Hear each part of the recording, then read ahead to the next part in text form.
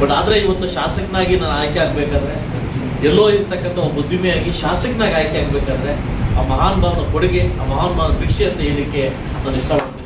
ನಮ್ಮ ಮುಖಂಡರು ಸೇರಿದ್ವಿ 135ನೇ ಡಾಕ್ಟರ್ ಬಾಬಾ ಸಾಹೇಬ್ ಅಂಬೇಡ್ಕರ್ ಅವರ ಜನ್ಮದಿನಾಚರಣೆಯನ್ನು ಒಂದು ಸರಳ ರೀತಿಯಲ್ಲಿ, ಒಂದು ಅರ್ಥಗರ್ಭಿತವಾಗಿ ನಾವು ಆಚರಣೆ ಮಾಡ್ತಾ ಇದ್ದೀವಿ. ಈಗಾಗಲೇ ಎಲ್ಲ ನನ್ನ ದಲಿತ ಮುಖಂಡರಲ್ಲೂ ನಾಯಕರೆಲ್ಲ ಮಾತಾಡಿದ್ದಾರೆ. ಅಂತ ಮಹಾನ್ ಭಾವನ ಬಗ್ಗೆ ಮಾತಾಡ್ತಕ್ಕಂಥ ಅರ್ಹತೆ ನನಗೆ ಇದೆಯೋ ಇಲ್ಲ ಅಂತ ಗೊತ್ತಿಲ್ಲ. ಬಟ್ ಆದರೆ ಇವತ್ತು ಶಾಸಕನಾಗಿ ನಾನು ಆಯ್ಕೆ ಆಗಬೇಕಾದ್ರೆ, ಎಲ್ಲೋ ಇರ್ತಕ್ಕಂಥ ಒಬ್ಬ ಉದ್ಯಮಿಯಾಗಿ ಶಾಸಕನಾಗಿ ಆಯ್ಕೆ ಆಗಬೇಕಾದ್ರೆ ಆ ಮಹಾನ್ ಭಾವನ ಕೊಡುಗೆ, ಆ ಮಹಾನ್ ಭಾವನ ಭಿಕ್ಷೆ ಅಂತ ಹೇಳಲಿಕ್ಕೆ ನಾನು ಇಷ್ಟಪಡ್ತೀನಿ. ಇವತ್ತು ಮಹಾನ್ ಭಾವನ ಜನ್ಮದಿನಾಚರಣೆಯನ್ನು ನನ್ನ ಅಧ್ಯಕ್ಷತೆಯಲ್ಲಿ, ತಾಲೂಕಾಡ ಅಧ್ಯಕ್ಷತೆಯಲ್ಲಿ ಒಂದು ದೊಡ್ಡ ಮಟ್ಟದಲ್ಲಿ ಮಾಡಬೇಕಂತ ಒಂದು ಆಸೆ ಇತ್ತು. ಎಲ್ಲೋ ಒಂದು ಕಡೆ ಆಸೆ ನಿರಾಸೆ ಇತ್ತು.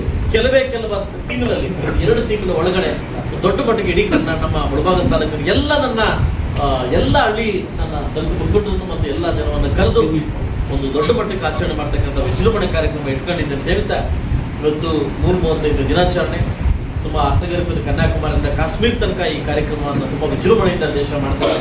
ಆ ದೇಶ ಕಂಡಂತೆ ಕೂಡ ನಾವು ಕೂಡ ಮುಳಬಾಗಿಲು ತಾಲೂಕಲ್ಲಿ ನಿಮ್ಮೆಲ್ಲರ ಸಮ್ಮುಖದಲ್ಲಿ ಈ ಕಾರ್ಯಕ್ರಮವನ್ನು ನೆರವೇರಿಸ್ತಾ ಇದ್ದೀವಿ. ದಯವಿಟ್ಟು ಯಾರು ಅನ್ಯತೆ ಭಾವನೆ ಮಾಡಬಾರ್ದು. ಯಾಕಂದರೆ ಈ ಕಾರ್ಯಕ್ರಮ ನಾನು ಬಂದಾಗಿಂದ ಇಷ್ಟು ಸರಳ ಕಾರ್ಯಕ್ರಮ ಇದೆ ಅಂತ ನನ್ನ ಭಾವನೆ. ಇವತ್ತು ನೆನ್ನೆಲ್ಲ ಕೋಲಾರಕ್ಕೆ ಹೋದಾಗ ಒಂಥರ ಶಾಕ್ ಆಯಿತು, ಇಷ್ಟು ವಿಜೃಂಭಣೆ ಮಾಡ್ತಾ ಕೋಲಾರದಲ್ಲಿ ಅಂತ. ಅದಕ್ಕಿಂತ ಹೆಚ್ಚಿನ ಒಂದು ವಿಜೃಂಭಣೆಯಿಂದ 2 ತಿಂಗಳೊಳಗಡೆ ಗೋಪುರ, ಮಹಾನ್ ಭಾವನ ಗೋಪುರ ಓಪನ್ ಮಾಡೋ ಮುಖಾಂತರವಾಗಿ ನಾನು ಮಾಡಿಕೊಡ್ತೇನೆ ಅಂತ ಹೇಳ್ತಾ, ಬಹುಶಃ ನಮ್ಮ ಆರ್ಕೆಯವರು ಹೇಳ್ತಾ ಇದ್ರು. ಯಾಕಂತಂದ್ರೆ ನಾನು ಕೂಡ ಇಲ್ಲಿ ತನಕ ಎಲ್ಲೂ ಕೂಡ ನಾನು ಕ್ಯಾಸೆಟ್ ರಿಲೀಸ್ ಮಾಡ್ಕೊಂಡಿಲ್ಲ. ಫಸ್ಟ್ ಟೈಮ್ ನಾನು ಮುಳಬಾಗಿಲು ರಿಲೀಸ್ ಮಾಡ್ಕೊಂಡಿದ್ದು. ಸೊ ನಾನು ಮುಳಬಾಗಿಲಕ್ಕೆ ಏನಕ್ಕೆ ಬಂದೆ, ಏನಕ್ಕೋಸ್ಕರ ಬಂದೆ ಅಂತ ಅಂಬೇಡ್ಕರ್ ಅವರ ಉದ್ಘಾಟನೆಯಲ್ಲಿ ನನ್ನ ಮಾತುಗಳಿಗೆ ಹೇಳೋದಕ್ಕಂಥ ವಿಷಯ ಇದೆ. ಯಾಕಂದ್ರೆ ಈಗ ತಾನೇ ಬಾಯಿ ಒಂದು ಮಾತು ಹೇಳ್ತಾ ಇದ್ದೆ. ಯಾಕಂದ್ರೆ ಬೇರೆ ಶಾಸಕರ ಬಗ್ಗೆ ಹೇಳ್ತಾ ಇದ್ದೆ. ನನಗೇನು ಅರಿವಿಲ್ಲ, ನನಗೇನು ನೋವಿಲ್ಲ. ಯಾಕೆ ನಾನು ಬಂದಿರ್ತಕ್ಕಂಥ ಕಾರ್ಯಕ್ರಮ ಕಂಪ್ಲೀಟ್ ಮಾಡಿ ಹೋಗೋದು ನನ್ನ ಧರ್ಮ. ನಾನು ಯಾರ ಬಗ್ಗೆ ನನ್ನ ಚಿಂತೆ ಇಲ್ಲ. ಯಾಕಂದ್ರೆ ಈತ ಕೊಟ್ಟಿರ್ತಕ್ಕಂಥ ಭಿಕ್ಷೆಯನ್ನ ನಾನು ಕೊಟ್ಟಿರ್ತಕ್ಕಂಥ ನನ್ನ ಜನಕ್ಕೆ, ನಾನು ಒಬ್ಬ ಉದ್ಯಮಿಯಾಗಿ ನನ್ನ ಬಗ್ಗೆ ಹೇಳ್ಕೊಂಡ್ರೆ ಅದು ಕಡಿಮೆ ಆಗ್ತದೆ ಅದಲ್ವಾ. ನಾನು ಒಬ್ಬ ದಲಿತ ಉದ್ಯಮಿಯಾಗಿ ನನ್ನ ಕನ್ಯಾಕುಮಾರಿಯಿಂದ ಕಾಶ್ಮೀರ ತನಕ ಸುಮಾರು 86 ಕಂಟ್ರಿ ನನ್ನ ಕಂಪ್ನಿ ಇದೆ. ನನಗೆ ಅದು ಅವಶ್ಯಕತೆ ಇಲ್ಲ. ಇಲ್ಲೇನೋ ದುಡ್ಡು ಮಾಡಬೇಕು, ಇನ್ನೊಂದು ಮಾಡಬೇಕು, ಎತ್ಕೊಂಡು ಓಡೋಗ್ಬೇಕು ಅಂತ ಇಲ್ಲಿಗೆ ನಾನು ಬಂದಿಲ್ಲ. ಈ ಜಾತಿಯಲ್ಲಿ ಹುಟ್ಟಿ ಈ ಜಾತಿಗೆ ಏನಾದರೂ ಮಾಡಬೇಕಂತ ಕಾರಣಕ್ಕೋಸ್ಕರ ಮಾಡಿದೆ. ನಾನು ಇನ್ನೂ ಕಂಪ್ಲೀಟ್ ಮಾಡಿಲ್ಲ. ಅದನ್ನೇ ಹೇಳ್ತೀನಿ. ನಾನು ಯಾವ ಉದ್ದೇಶದಿಂದ ಮುಳಬಾಗಿಲು ತಾಲೂಕು ಬಂದಿದ್ದೀನಿ, ಯಾವ ಉದ್ದೇಶಕ್ಕೆ ಬಂದಿದ್ದೀನಿ, ಯಾವ ಮನಸ್ಸಿಗೆ ಬಂದಿದ್ದೀನಿ, ಅದಿನ್ನೂ ನಾನು ಮನಸ್ಫೂರ್ತಿ ಕಂಪ್ಲೀಟ್ ಮಾಡಿಲ್ಲ. ಕಂಪ್ಲೀಟ್ ಮಾಡಿದಾದ್ಮೇಲೆ ನಾನು ನಿಮ್ಮ ಹತ್ರ ಒಂದು 2 ವಿಷಯನ ನಾನು ಮಾತಾಡ್ತೀನಿ. ನನಗೆ ಈ ಜಾತಿ ಬಗ್ಗೆ, ಈ ಹರಿವು ಬಗ್ಗೆ, ನನಗೆ ಅದ್ರ ಬಗ್ಗೆ ಇದ್ರ ಬಗ್ಗೆ ನನಗೆ ನಂಬಿಕೆ ಇಲ್ಲ. ನನಗೊಂದೇ ನನ್ನ ಮನಸ್ಥಿತಿ ಬಗ್ಗೆ, ನನ್ನ ವ್ಯಕ್ತಿತ್ವ ಬಗ್ಗೆ ನನ್ನ ನಂಬಿಕೆ ಅಷ್ಟೇ. ಅದು ಬಿಟ್ಬಿಟ್ರೆ ಆ ಜಾತಿ ಬಗ್ಗೆ ನನ್ನ ನಂಬಿಕೆ ನನಗಿಲ್ಲ. ಯಾಕಂದ್ರೆ ಭಗವಂತ ಒಂದೊಂದು ಮಾತಂತ ಹೇಳಿದ್ದಾರೆ. ಆ ಸಾಲನ ಯಾವತ್ತೂ ಹೋಗ್ತಾ ಇರ್ತೀನಿ. ಒಂದು ಅಸ್ಪೃಶ್ಯತೆ ಒಂದು ರಕ್ತವನ್ನು ತಂದು ನಿಲ್ಲಿಸಿದ್ದೀನಿ. ವಿದ್ಯಾರ್ಥಿಯನ್ನು ಒಂದು ರಕ್ತವನ್ನು ತಂದು ನಿಲ್ಲಿಸಿದ್ದೀನಿ. ಸಾಧ್ಯವಾದರೆ ಇದು ಮುಂದಕ್ಕೆ ತಗೊಂಡೋಗಿ, ಹಿಂದಕ್ಕೆ ಬಂದು ತಗೊಂಡೋಗ್ಬೇಡಿ ಅಂತ ಒಂದು ಮಾತು ಹೇಳಿದ್ದಾರೆ ಬಾಬಾ ಸಾಹೇಬ್ ಅಂಬೇಡ್ಕರ್. ಅವ್ರು ಹೇಳೋದು ಒಂದೇ, ಪ್ರತಿ ಸಾರಿ ನಿಮ್ಮ ಮಕ್ಕಳಲ್ಲಿ ವಿದ್ಯಾರ್ಥಿಯನ್ನ ಕಾಣಿ, ನಿಮ್ಮ ಮಕ್ಕಳನ್ನ ಎಜುಕೇಶನ್ ಕಾಣಿ, ನಿಮ್ಮ ಮಕ್ಕಳನ್ನ ಎಜುಕೇಶನ್ ಕೊಡಿ, ಅವ್ರು ಮುಂದಕ್ಕೆ ಬರ್ಲಿ ಅಂತ ಹೇಳೋದು ಮಾತು.